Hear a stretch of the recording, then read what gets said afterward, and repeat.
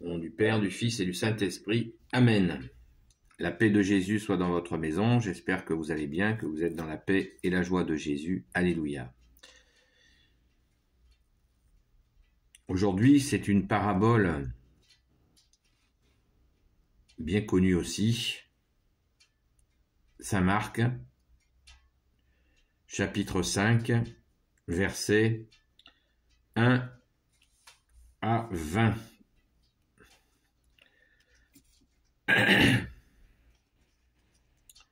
Le démoniaque de Gérasa.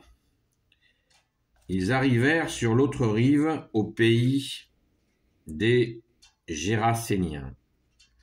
Jésus descendit de la barque et aussitôt vint à sa rencontre un homme qui sortait d'entre les tombes.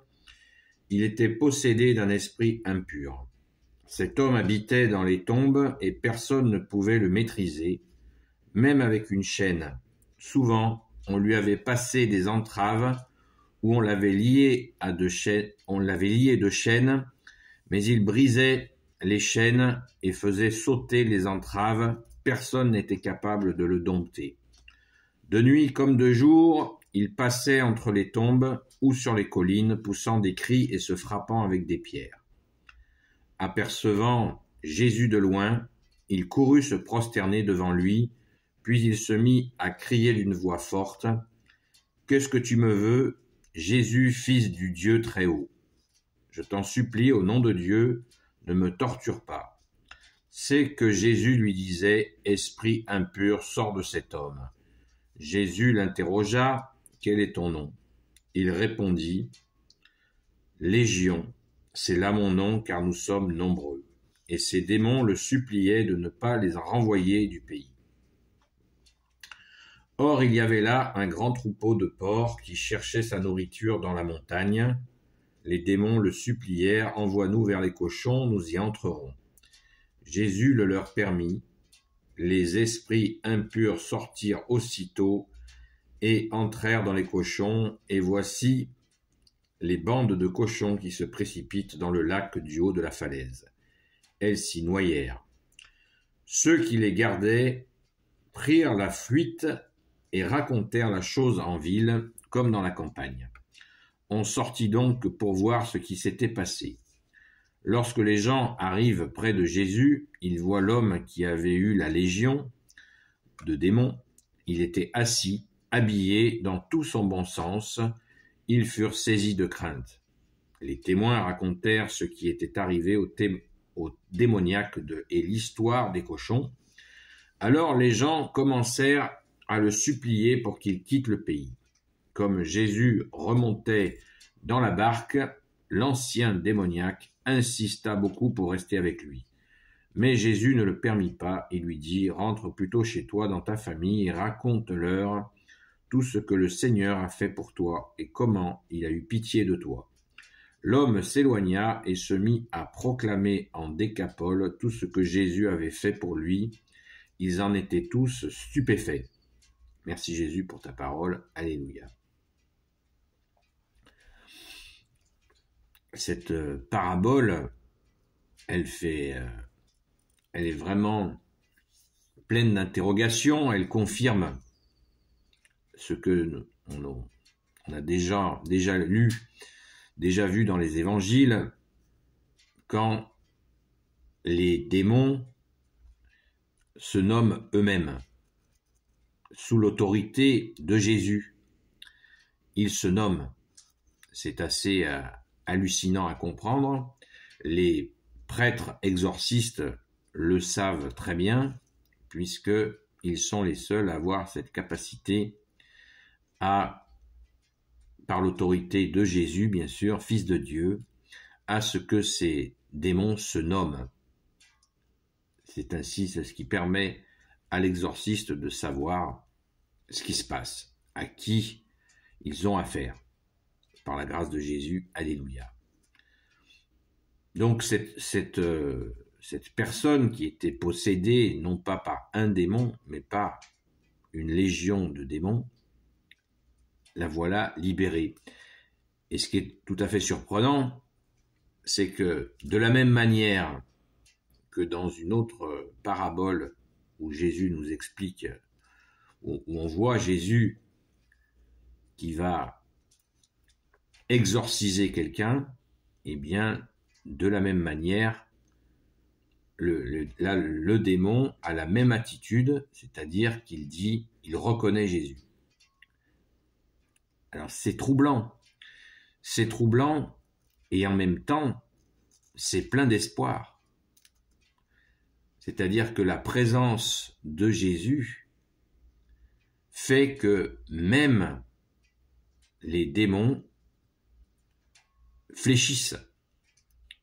Ils sont anéantis sous l'autorité de Jésus. Et ça nous fait, bien sûr, réfléchir à cette autorité.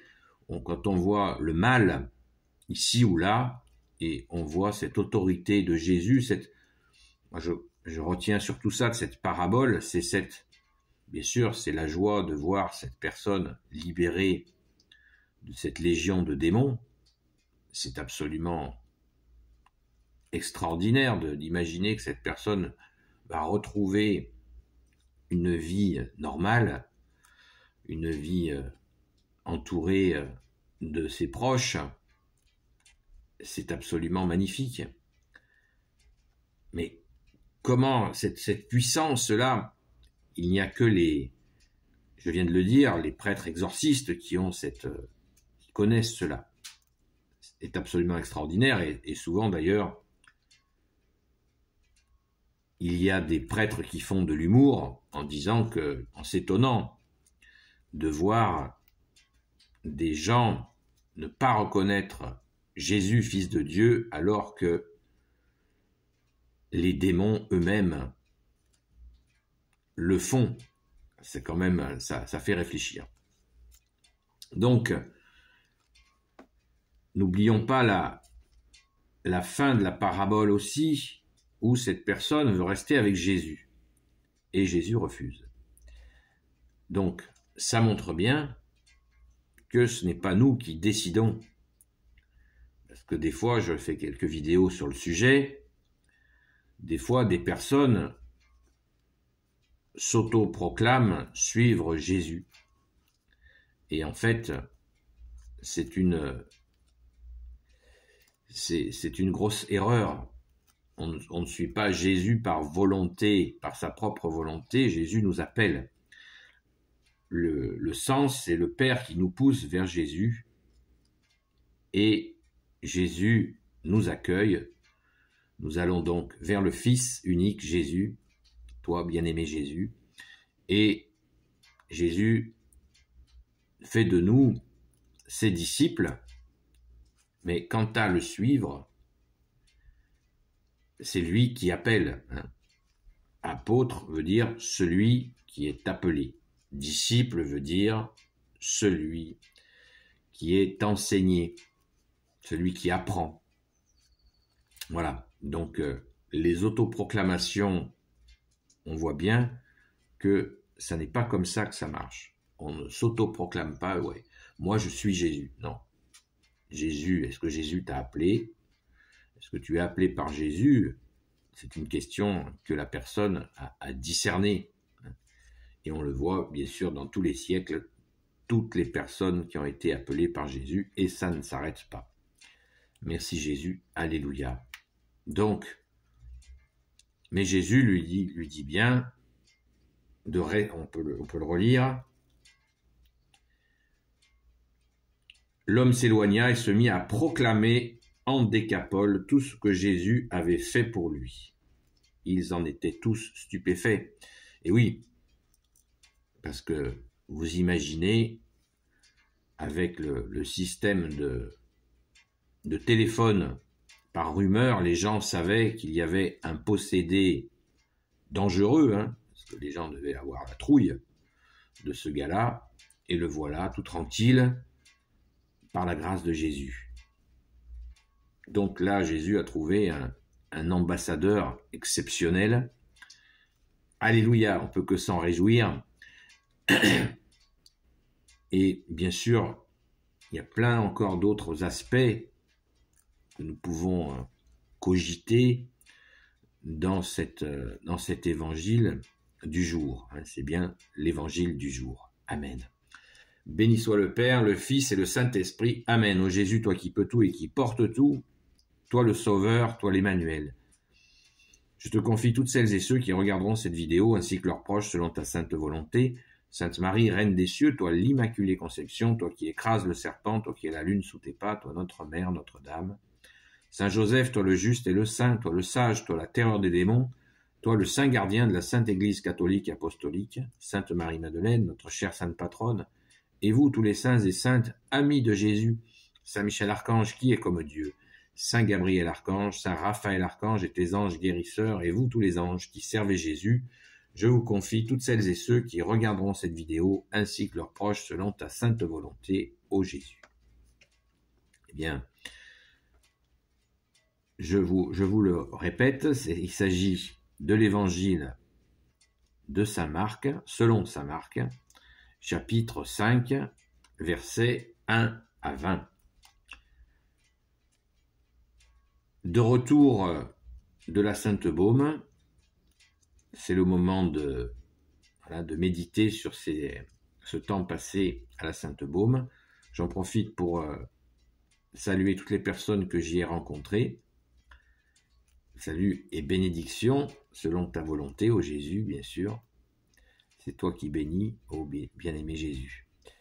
Et puis je voulais aussi remercier tous les amis de Sainte Marie-Madeleine qui sont en union de prière pendant ce temps à la Sainte Baume. Et je suis certain que vous aurez bien des grâces selon ta volonté, bien-aimé Jésus. Alléluia. Bonne méditation sur ce texte qui est vraiment très dense. Et je vous dis, eh bien, la paix de Jésus soit dans votre maison et à très vite.